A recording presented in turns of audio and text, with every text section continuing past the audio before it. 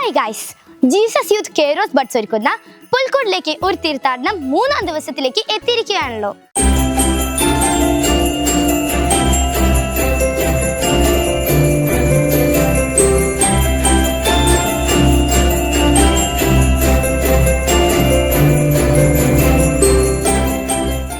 നമുക്ക് മനോജ് അച്ഛൻ്റെ മെസ്സേജ് കേൾക്കാം.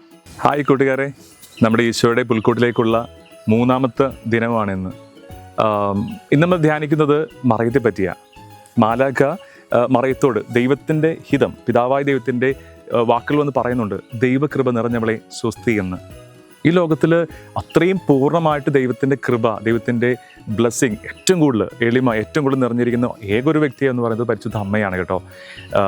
അമ്മയെപ്പോലെ വിശുദ്ധിയിൽ, കൃപയിൽ നിറഞ്ഞിരിക്കാൻ വേണ്ടി നമുക്ക് പ്രാർത്ഥിക്കാം. പ്രത്യേകമായിട്ട് ഈ ഒരു കൃപയിൽ നിറഞ്ഞു നിൽക്കുമ്പോൾ, അല്ലെങ്കിൽ നന്മയിൽ വളരുമ്പോൾ മാത്രമാണ് നമുക്ക് ദൈവത്തിൻ്റെ ഇഷ്ടം മനസ്സിലാക്കാനും ഈശോ എന്നെക്കുറിച്ചുള്ള പദ്ധതി എന്താണെന്നൊക്കെ തിരിച്ചറിയണമെങ്കിൽ മാതാവിനെ പോലെ ഈ ഒരു ദൈവത്തിൻ്റെ കൃപ നിറഞ്ഞവളാകണം, നന്മ നിറഞ്ഞവളാകണം.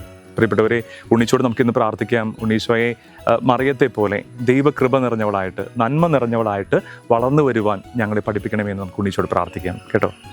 Thank you. മനോജന്റെ മെസ്സേജ് ഒക്കെ അടിപൊളിയല്ലേ? എല്ലാവരും ഇതനുസരിച്ച് പ്രവർത്തിക്കുന്നുണ്ടല്ലോ. അങ്ങനെ നമ്മുടെ ഉണ്ണീശോയുടെ പുണ്യം കൊണ്ടുള്ള ഒരു പൂമെത്തയിൽ 3-ാമത്തെ പുണ്യത്തിന്റെ പൂ നമുക്ക് ചേർക്കാം. ഹായ് കൂട്ടുകാരെ, നിങ്ങളെല്ലാവരും ഇതുപോലെ ഒരു പൂ ഉണ്ടാക്കി റെഡി ആയിട്ടിരിക്കുമല്ലേ? ഇന്ന് തൊട്ട് നമ്മളെല്ലാ ദിവസവും ഇതുപോലെ പൂ ഉണ്ടാക്കി റെഡിയാക്കി വെക്കും. ഇന്ന് നമ്മുടെ അടുത്ത് മനോജ് അച്ഛൻ പറഞ്ഞു തന്നത് ഈശോയ്ക്ക് നമ്മളെ സമ്പൂർണ്ണമായി സമർപ്പിക്കുന്നതാണ്.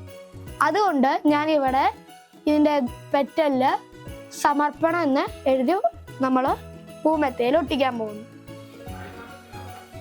ഞാനിവിടെ സമർപ്പണം എന്ന് ഒരു പെറ്റലിൽ എഴുതിയിട്ടുണ്ട്.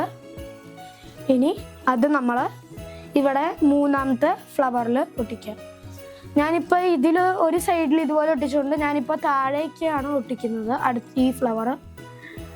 അങ്ങനെ നമ്മുടെ ഉണ്ണീശോയ്ക്കുള്ള പൂമെത്തയുടെ 3-ാമത്തെ പൂവും റെഡി ആയിട്ടുണ്ട്.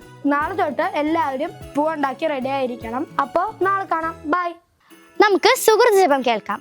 നമുക്കിന്നത്തെ സുഹൃത് ജപം ഏറ്റുചൊല്ലാം.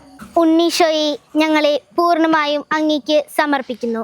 ഉണ്ണീശോയെ ഞങ്ങളെ പൂർണ്ണമായും അങ്ങേക്ക് സമർപ്പിക്കുന്നു.